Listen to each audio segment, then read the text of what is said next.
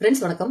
ரொம்பவே இம்பார்ட்டன்டான ஒரு விஷயம் உங்க கூட ஷேர் பண்ணிக்க போறேன். யாருமே எந்த மீடியாவும் எந்த யூடியூபர்ஸும் எந்த ஒரு சோஷியல் மீடியா இன்ஃபுளுசர்ஸும் இதை பத்தி பர்டிகுலரா பேசினதே கிடையாது.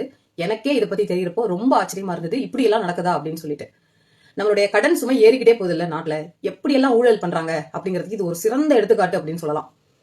தாய் 8 அடி பாஞ்சா குட்டி 16 அடி அப்படின்னு சொல்லுவாங்க. நம்ம தீய சக்தியோட ஆட்சியில ஸ்டாலின் சார் டாக்ஸ் 30%, அவரோட நிர்வாகிகள் டாக்ஸ் 40% இருக்குது. புரியல.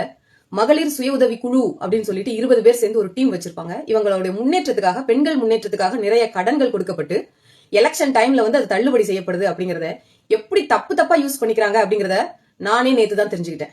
இந்த கிராமத்துக்கு எல்லாம் போய் மக்கள் குறைகள் கேட்கிறோம் இல்லையா, அப்ப சொன்னாங்க குழு ஏஜென்ட் அப்படின்னு சொல்லி ஒருத்தங்க இருப்பாங்க. இந்த மகளிர் சுய உதவி குழுல இருக்கக்கூடிய ஒவ்வொரு மகளிருக்கும் 1 லட்சம் வரைக்கும் கடன் வாங்கி கொடுக்குறாங்க. இந்த கடனை கூட்டுறவு சொசைட்டில இருந்து தான் கொடுக்குறாங்க, பேங்க் மூலியமா நடக்கல. கூட்டுறவு சொசைட்டில ஒரு கடன் வாங்கி கொடுக்கறதுக்கு ஏஜென்ட் இருப்பாங்க.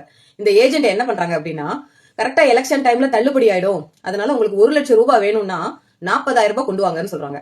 யாருக்கு 1 லட்சம் ரூபாய் தேவைப்படுறோம், அவங்க 40,000 ரூபாய் வட்டிக்கு வாங்கிட்டு போய் அந்த ஏஜென்ட் கிட்ட கொடுக்கும்போது அவங்க 1 லட்சம் இவங்களுடைய கணக்குல வரவு வைக்கிறாங்க, வங்கி கணக்குல. அந்த 1 லட்சம் வாங்கி கொடுக்கறதுக்கு 40,000 ரூபாய் கைக்கூலி, லஞ்சம். இது எங்கேயுமே பேசப்படல.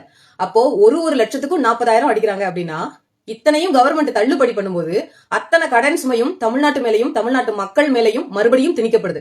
அப்ப எங்கேயோ யாரோ ஒருத்தங்க சந்தோஷமா இருக்கணுங்கிறதுக்காக, லாபம் அனுபவிக்கணும்ன்றதுக்காக நம்ம மக்கள் மேல மேல மேல கடனாளி ஆகிக்கிட்டே இருக்காங்க. வரிகள் ஏற்றப்பட்டுக்கிட்டே இருக்கு. எப்படிலாம் நடக்குதுன்னு பாருங்க. இந்த ஸ்கேம பத்தி எல்லாருமே பேசுங்க. இன்னும் எத்தனை பேர் இந்த மாதிரி ஸ்கேம்ல மாட்டிருக்காங்க, நீங்க எத்தனை பேருக்கு காசு கொடுத்துருக்கீங்க, இதெல்லாம் ஓப்பனா பேசுங்க. நம்ம தப்பிக்கணும் அப்படின்னா கொஞ்சம் சிந்திச்சு செயல்படணும். இதுக்கப்புறமும் இந்த டிஎம்கேயோட ஆட்சி கண்டினியூ ஆச்சு அப்படின்னு சொன்னா நம்ம நிறைய இழந்து தெருவுல நிக்க வேண்டியது இருக்கும்.